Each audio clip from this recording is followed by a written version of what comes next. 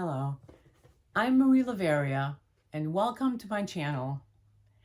I've had this channel since 2022. It's called Living with Simplicity and Discovering What Matters. I've created 95 videos since the beginning of this channel, and now I've decided to refocus the content.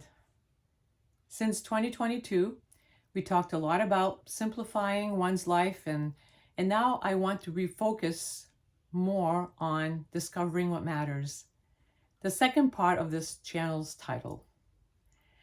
I feel like I'm entering the next phase of my life. As I mentioned already, I retired 4 months ago and I'm turning 70 in 5 months. And I feel free and excited to embark in a new direction. My new focus is on spirituality, more specifically, one's spiritual journey. As I talk about all the aspects of one's spiritual journey, I'm hoping to get you inspired, empowered, and excited about your own spiritual journey. Everyone's spiritual journey is different and customized, and it can be magical and uplifting as well as challenging at times because it takes a commitment on our part to be awake and conscious as we walk our path. I'm not claiming to be an expert in the area of spirituality. However, when I wrote a summary of my memoir a few months ago, I noticed a pretty thick thread of spirituality woven in and out of my life since I was a child. Also, I noticed in my life, as I reflected through my writings, that sometimes I made choices that were not always that were not where I was meant to be. And things happened to place me on the right path, like an intervention that I was not aware of. And I was not always happy about that while it was happening.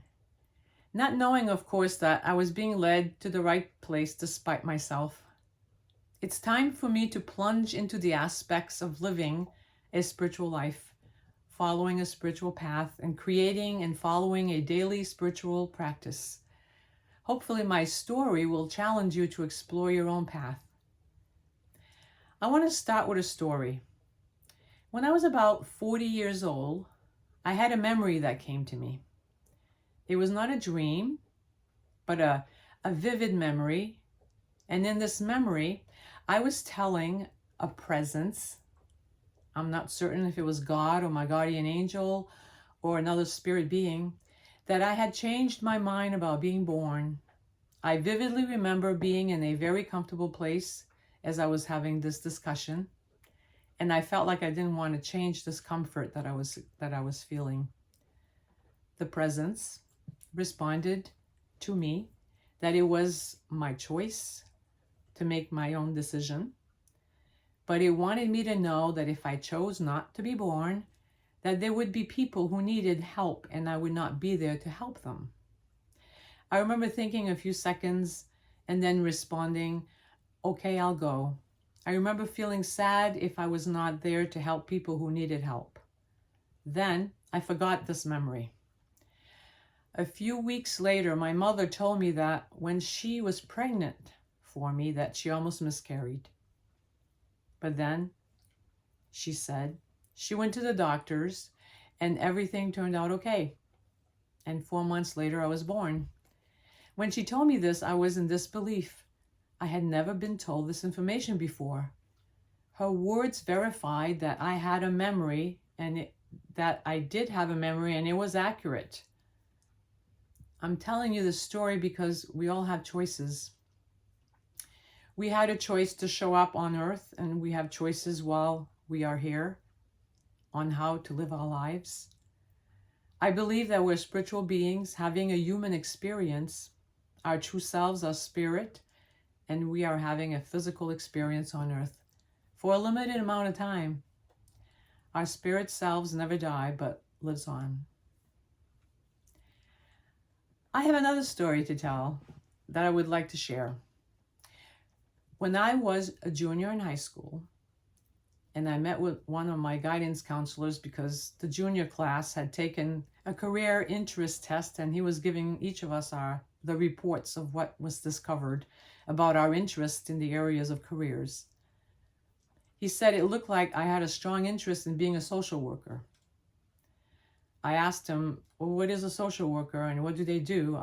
He told me, believe it or not, I had never heard of the word a social worker or a job as a social worker. He told me that they help people. And then I asked him, what does one have to do to become a social worker? And he said, go to college, get a bachelor's degree in social work. That's all he said. He didn't mention student aid or scholarships or grants or anything. I had no clue about college funding at all. I never knew anyone who had gone to college. That evening I went home, and while we were having dinner, my family, my 5 siblings and parents, I asked if I could look into going to college. And my parents both responded no. They said only boys go to college and girls get married and have a family. I had never heard of any boys going to college in my family. I did not have it in me to argue. I was kind of an obedient child at that time in my life. I kind of listened to what my parents said. I did what they said to do. So I let it go. And a year or 2 later, I got married and eventually had a family. I did not know that I had choices.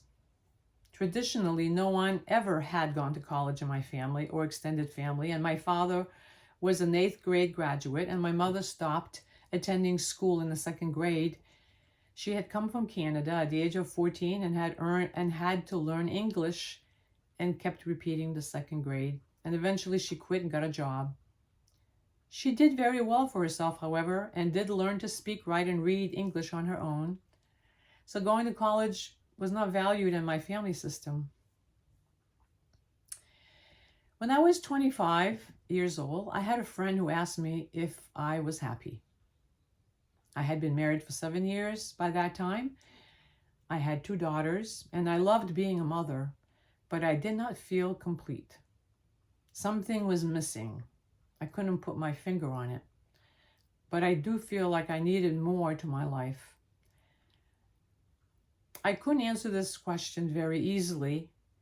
I kind of said, yes, very slowly, thinking to myself, do people really ask this question? Is this a question that people think about? I never thought about whether I was happy or not. I just thought that things were the way they were, and I did not have choices, and life was happening to me. This same friend told me 5 years later that I should go to college. I had never mentioned to him that I wanted to go to college or had that, thought, but he saw that in me, I guess. I was 30 and I really wanted to go to college, but I knew I could not afford it, so I told him that. He responded that there were student loans, grants, and scholarships available for people to be able to afford to attend college. So I applied and was accepted at a Catholic college about an hour away from home and majored in religious studies. They had a long-distance learning program. Before computers and the internet, they would mail the books and syllabus to our home, and we took each semester tests at the college library with a proctor. The sad thing that happened is that this college tripled their tuition the 3rd year I was there. I went part-time, so I had earned 34 academic credits by that time, and I had to transfer to the state university, USM, University of Southern Maine, about 30 minutes from my home. And the degree closest to religious studies was social work. I only remembered my discussion with a guidance counselor on social work a few years later. At this time, I felt that I was not following what I had hoped to, which was religious studies, which included some information on spirituality, where I had a big interest in. I loved attending college so much that I went on for 20 years and earned 4 academic degrees. I started when I was 30 years old and stopped when I was 50. I earned a bachelor's and master's in social work. And then I figured, since I really wanted to learn about spirituality, I applied and was accepted at a summer program at Boston College for 5 years for a master's in arts and pastoral ministry with a concentration in spirituality. Then I continued to get a doctorate in ministry from a seminary in Maine, again concentrating on spirituality. I've had a career as a licensed clinical social worker for almost 25 years, helping people. And I could be available to my clients when they wanted to include spirituality in their healing. They say God works in mysterious ways. In the next video, I'll say a bit more about my path and spiritual journey,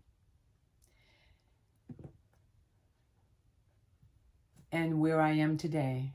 Till next time.